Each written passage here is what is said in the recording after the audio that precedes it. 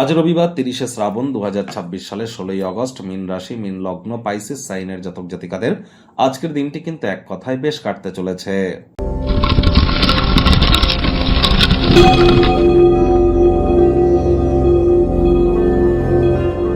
ভিডিওটির শুরুতেই স্ক্রিনে আপনারা দেখতে পাচ্ছেন সূর্যদেবের প্রণাম মন্ত্র।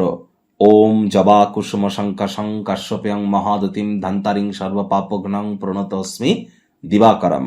সকাল সকাল ঘুম থেকে উঠে সূর্যদেবকে প্রণাম করে ৭ বার এই মন্ত্রটি জপ করে আপনারা দিন শুরু করুন। যদি না পারেন তাহলে ৭ বার বলুন ওম ঘৃণী সূর্যায় নমঃ।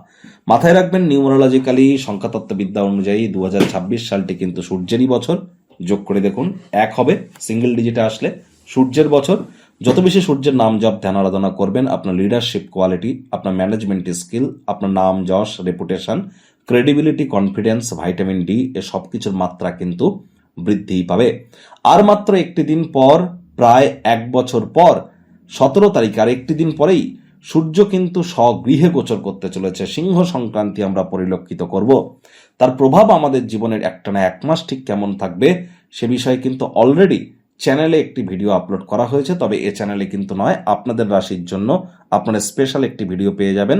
আরও একটি চ্যানেল আছে আমাদের, যেখানে আমি ফেস রিভিল করে থাকি, আপনারা আমাকে দেখতে পান।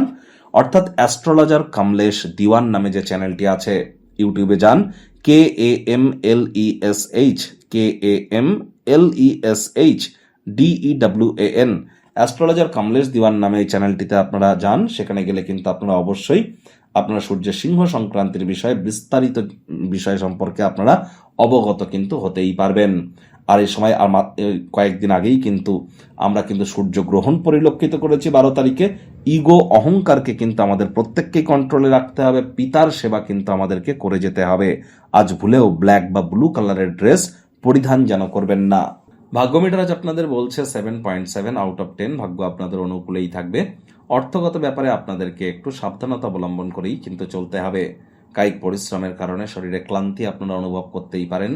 ওজন বুঝে ভোজন গ্রহণ করুন। রাস্তাঘাটে সাবধানে গাড়ি ঘোড়া চালান। কোনো প্রকার নেতিবাচক অনুভূতির আশ্রয় ভুলেও যেন গ্রহণ করবেন না, হতাশা গ্রাস করতেই পারে।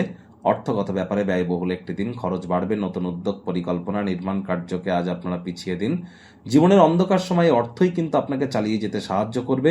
সুতরাং ইমিডিয়েট মানি ম্যানেজমেন্ট, মানি সেভিংস সম্পর্কে জ্ঞান বৃদ্ধি করুন এবং মানি ট্রানজাকশন করবার সময় অতিরিক্ত সচেতনতা আপনাদেরকে অবলম্বন করে কিন্তু চলতে হবে। চাকরিজীবীদের অফিসের পরিবেশ এক প্রকার বেশ। বস কলিগদের সাথে ভাব ভালোবাসা বাড়বে। কর্মে গতি অনুভব করবেন। নিজের মেধা, দক্ষতা, ট্যালেন্টের দৌলতে প্রশংসার পাত্রপাত্রীও আপনারা কিন্তু হতেই পারেন। রাজনীতিবিদ যারা আছেন, জনসংযোগ বৃদ্ধি করুন। সমাজে পপুলারিটিও বাড়বে। মুখে একটি প্রাণোচ্ছল প্রাণবন্ত হাসি রাখুন, দেখবেন দিনটি আপনাদের পক্ষেই থাকবে। যদি আচমকা কোনো সিদ্ধান্তে উপনীত হন, অপ্রয়োজনীয় পদক্ষেপ নেন, তাহলে দিনটি কিন্তু মাটি হতেই পারে। শিক্ষার্থী বিদ্যার্থীরা যে কোনো প্রকার পরীক্ষা প্রতিযোগিতায় সফলতা প্রাপ্তি করবেন। উচ্চশিক্ষার জন্য যারা বিদেশ যাত্রার কথা ভাবছিলেন, ভাগ্যদেবীও আজ আপনাদের পক্ষেই আছেন। সন্তান সন্ততি থেকে থাকলে তারাও তাদের কৃতিত্বের দ্বারা আপনাদেরকে গর্বিতই অনুভব করাবে।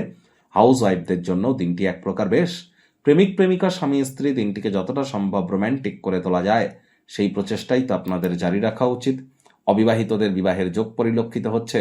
যারা প্রেমে পড়েননি তাদের জীবনে স্বপ্নের নারী বা পুরুষের আগমন আজ কিন্তু হতেই পারে। একটু প্রচেষ্টা আপনাদেরকেও করতে হবে। শত্রুপক্ষ, বিরোধী পক্ষ আজ কিন্তু খুব একটি শক্তিশালী থাকছে না।